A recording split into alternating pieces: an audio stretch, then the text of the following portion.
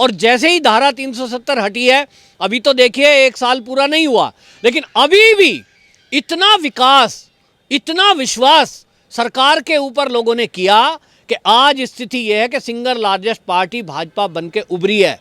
क्योंकि मोदी जी का एक नारा, सबका साथ सबका विकास, उस नारे को आज कश्मीरियों ने स्टैंप लगा दी है कि जो मोदी जी का वचन है, सबका साथ सबका विकास, जो उनकी सरकार की मेन थीम है, सबका साथ सबका विकास, वास्तव में कश्मीरियों ने उस पर विश्वास जता दिया। नमस्कार, स्वागत है आपका हमारे चैनल पर। मैं हूं आपके साथ शिप्रा सैनी। जम्मू कश्मीर से आर्टिकल 370 हटने के बाद पहली बार जम्मू कश्मीर में चुनाव हुए। डीडीसी के ये चुनाव थे जिनके नतीजे सामने आए और कहीं ना कहीं गुपकार गैंग को एक बड़ा झटका लगा है। जिस तरीके का दावा लगातार महबूबा मुफ्ती वहां कर रही थी कि नतीजे आने के बाद कोई झंडा यानी तिरंगा उठाने वाला वहां नहीं बचेगा, उसको मुंहतोड़ जवाब इन नतीजों के जरिए दिया गया है।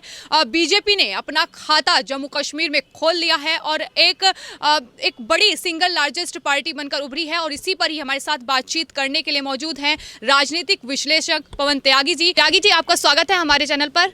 मेरा सबसे पहला सवाल आपसे ये है कि ये नतीजे किस और इशारा कर रहे हैं? जिस तरीके से बीजेपी सिंगल लार्जेस्ट पार्टी बनकर अब उभरी है, ये नतीजे आप किस तरीके से देखते हैं? कि असल में ये जो नतीजे हैं ये वर्ल्ड वाइड बहुत प्रभाव छोड़ेंगे, क्योंकि पूरी दुनिया में पाकिस्तान ने बदनाम करने की कोशिश की थी कश्मीरियों को कि कश्मीर के लोग आज़ादी चाहते हैं। उसका साथ कांग्रेसियों ने भी दिया, उसका साथ ये गुपकार गैंग वाले जितने भी लोग हैं एक दूसरे को भले ही गाली देते रहे, मुफ्ती महबूबा मुफ्ती और ये फारूक अब्दुल्ला, लेकिन उसके बाद ये सब मिलकर पाकिस्तान की और चीन की भाषा बोलते थे। हर मंच पर ये कोशिश करते थे बताने की कि कश्मीर के लोग तो अभी आज़ाद ही नहीं है, वो तो आज़ाद कश्मीर चाहते हैं और इसलिए हम उनके लिए हक की लड़ाई लड़ रहे हैं। यहाँ भाजपा को कोई पसंद नहीं करता, बल्कि ये इतना बदनामी करते थे कि यहाँ तो विधान अलग है, संविधान अलग है, निशान अलग है, तो बाकी देश से ये अलग है और हम तो पाकिस्तान में मिलना चाहते हैं। धारा 370 हटने के बाद जिस तरह की भाषा इन विरोधियों ने, गुपकार गैंग वालों ने बोली, वो भाषा दुश्मन देशों की भाषा थी। और ये कहना कि कश्मीर घाटी में तिरंगा उठाने वाला कोई नहीं बचेगा, यूं तो इस पर राजद्रोह का केस दर्ज होकर ये जेल में होने चाहिए थे, लेकिन मोदी जी की अपनी एक स्टाइल है कि जनता इनको जवाब देगी, ये उस समय बोला गया था और आज जनता ने उनको जवाब दे दिया। जनता ने जता दिया और बता दिया अच्छी तरह कि ये जो गुपकार गैंग है, इसमें जो कांग्रेस भी शामिल है, ये जो पाकिस्तान की लगातार भाषा बोलते रहे, देश की आज़ादी के 70 साल के बाद भी आज लगातार कश्मीरियों को गुमराह करते रहे, डराते रहे और ये कहते रहे कि अगर केंद्र सरकार का यहाँ वर्चस्व हो गया तो ये तुम्हें जो है बहुत नुकसान पहुँचा देंगे, तुम्हारा तो ख़त्म कर देंगे, मुसलमान हो तुम्हारे लिए तो भाजपा है ही नहीं, ये तो आरएसएस वाली पार्टी है।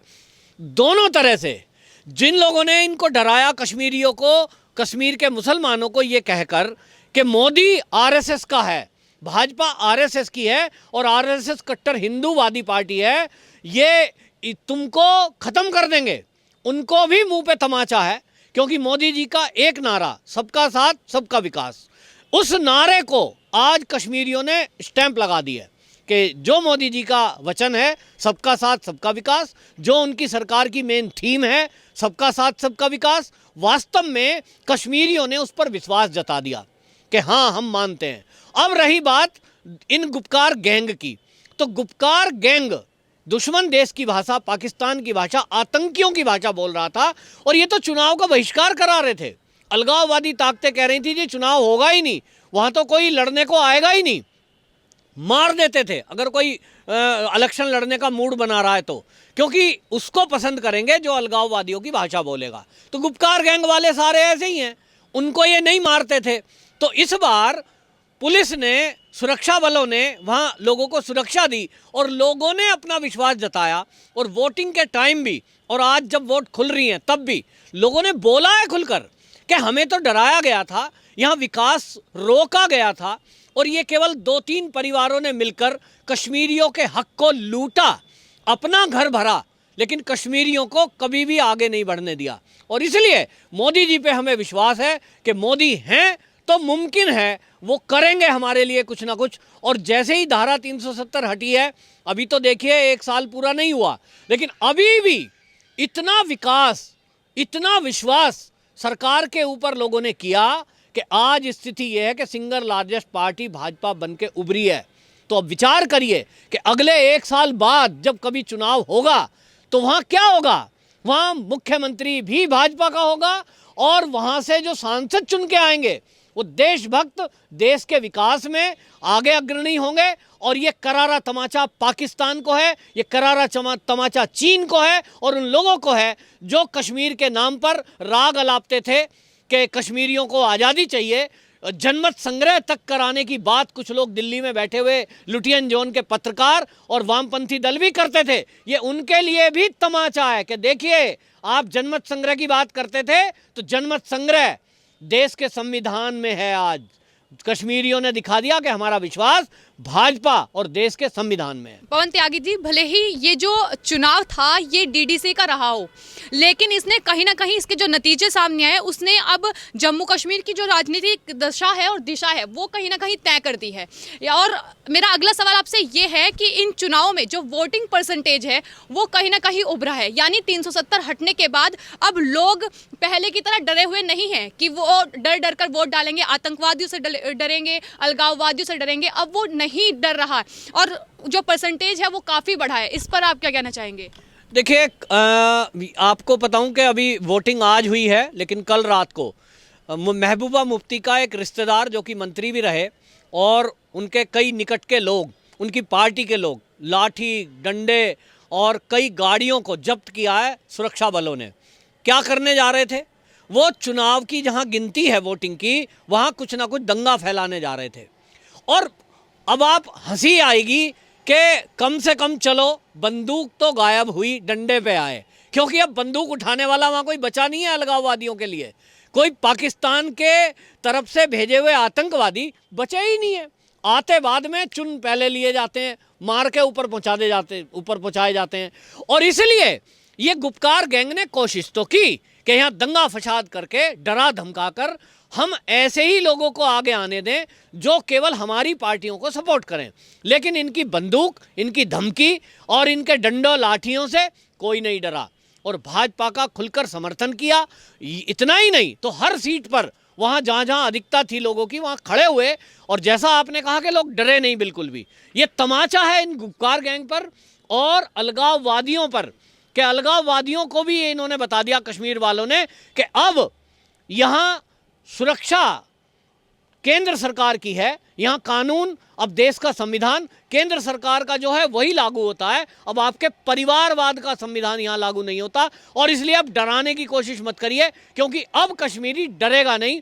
कश्मीर में अब विकास की बयार बहेगी, कश्मीर में अब इस समय एकजुटता की बयार बहेगी। और जो युवा पीढ़ी को इन्होंने बंदूक और पत्थर थमाए थे गुपकार गैंग वालों ने, अब वो पत्थर लेकर नहीं, अब वहाँ अपने उद्योग धंधों को चलाएंगे, शिक्षा को आगे बढ़ाएंगे और इस देश में मेन स्ट्रीम में शामिल होकर देश के विकास में कश्मीर का आम युवक और वहाँ के नागरिक अब आगे बढ़ेंगे। क्योंकि वो ये भी जान चुके हैं, गुपकार गैंग है, आज़ादी के बाद से इन्होंने उनके जो संसाधन हैं उनको लूटने का काम किया है, उनको बेवकूफ़ बनाकर।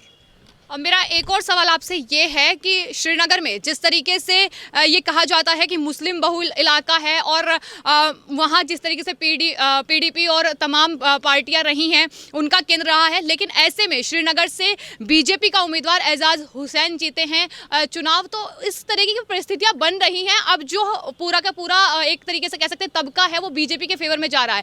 तो इस तरीके से जब मुस्लिम उम्मीदवार वहाँ जीत रहे हैं तो किस तरीके से आने वाले वक्त में विपक्ष को ये एक बड़ा झटका लग सकता है?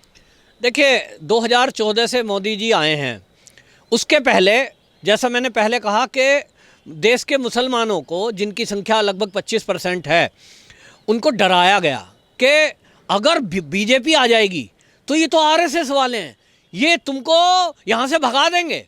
सीए लागू हुआ जो कि वो विदेशी घुसपैठियों के लिए था, तब भी हमने देखा कि किस तरह से ये गुपकार गैंग और कांग्रेसियों ने उनको डराया कि तुमको अब ये बाहर भगाएंगे।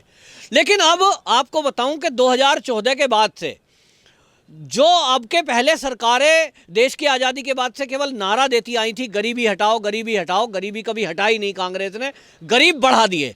लेकिन मोदी ने जो नारा दिया, सबका साथ सबका विकास, ये खाली नारा नहीं है, इसको जमीनी स्तर पर उतारा गया। और आपको बताऊं कि जो अल्पसंख्यक कल्याण मंत्रालय है, उसके तहत मैंने खुद देखा कि दिल्ली के अंदर प्रगति मैदान में ट्रेड फेयर लगता है, तो उस ट्रेड फेयर में कश्मीर के, उत्तर प्रदेश के, भारत के अन्य कई राज्यों के मुसलमानों को वहां लाकर अपने सामान, अपनी कलाकृति और अपने जो प्रोडक्ट हैं उनको बेचने के लिए फ्री में जगह अलॉट की गई। जो जगह लाख 2 लाख रुपए में मिलती थी वो उनको फ्री दी गई और उसको अल्पसंख्यक कल्याण मंत्रालय की तरफ से आने जाने का किराया तक दिया गया। हुनर हाट के नाम से ये यहाँ चलाया गया था और पूरे देश में अल्पसंख्यक कल्याण मंत्रालय ये सारी विकास की योजना उन अल्पसंख्यकों तक पहुंचाने के लिए 2014 से अब तक पूरी ईमानदारी से काम कर रही है। अब इसके बाद 6 साल बाद पूरे देश की हालत यह है कि करोड़ों मुसलमान अब ये समझ चुके हैं कि अभी तक हमें मूर्ख बनाया गया था, 70 साल तक हमें वोट बैंक की तरह यूज़ किया गया था, हमारी गरीबी, हमारी पढ़ाई के लिए किसी ने नहीं सोचा। अब ये जो मोदी सरकार आई है, ये तो खामखा हमको डरा रहे थे इनसे दूर करने के लिए, हमने इनको कभी वोट ही नहीं दी।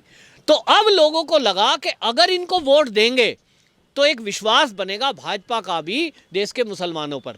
और इसका परिणाम ये हुआ कि आपने जो बताया कि श्रीनगर की सीट पर विजय हासिल की भाजपा ने, ये पूरे देश में होने वाला है। ये कुछ हमें 1-2 मुसलमान जो चेहरे दिखाई देते हैं भाजपा में, लोग कहते हैं साहब इन्होंने केवल ये फेस वैल्यू के लिए रखे हैं। नहीं साहब, तुष्टीकरण के लिए नहीं है। जमीनी स्तर पर आप देखिए कि जहां भी अब चुनाव हो रहा है, अब पश्चिम बंगाल आप ले लीजिए, अगला चुनाव होना है, वहां पहले से ही ममता दीदी घबरा गई है कि मुसलमानों का रुख वो देख रही है कि अब वो पहले वाला मुसलमान नहीं रहा कि आप डरा धमकाकर मुसलमानों की एक मुश्त वोट ले लोगे। अब वो 4 जगह बटेगा और 4 जगह में एक जगह भाजपा भी है, क्योंकि भाजपा के प्रति कितना भी वैमनस्य और नफरत का भाव ये विपक्षियों ने फैलाया है, लेकिन उसके बावजूद जो समझदार मुसलमान हैं वो समझ गए हैं कि भाजपा के उन संरक्षण में आकर ही उनकी भलाई है। और वो सबका साथ सबका विकास जो मोदी जी कह रहे हैं वो झूठा वादा नहीं है, वो केवल नारा नहीं है, वो एक्चुअल फैक्ट है कि अब इस देश के अल्पसंख्यक भी, मुस्लिम भी आम नागरिकों की तरह कंप्यूटर की पढ़ाई करेंगे, साइंस के वैज्ञानिक बनेंगे। क्योंकि अभी तक केवल मदरसों में वही पढ़ाया गया जिससे वो केवल गुलाम बनकर रह जाएं या एक विशेष धर्म की जानकारी उनको मिल पाए। लेकिन अब मोदी जी का जो थॉट है वो ये है कि धर्म की जानकारी के साथ साथ वो ऐसे भी बने कि अपना रोजगार करें या आगे बढ़कर डॉक्टर, इंजीनियर बने। तो जम्मू कश्मीर में जिस तरीके से बीजेपी सिंगल लार्जेस्ट पार्टी बनकर उभरी है, उससे ये साफ हो गया है कि वहाँ की जनता जो है वो विकास चाहती है, लोकतंत्र को मजबूत बनाना चाहती है, वो आतंकवाद, अलगाववाद से छुटकारा चाहती है। ये भी नतीजों ने साफ कर दिया है। और इसी पर चर्चा की हमारे साथ पवन त्यागी जी ने। पवन त्यागी जी, आपका बहुत बहुत धन्यवाद।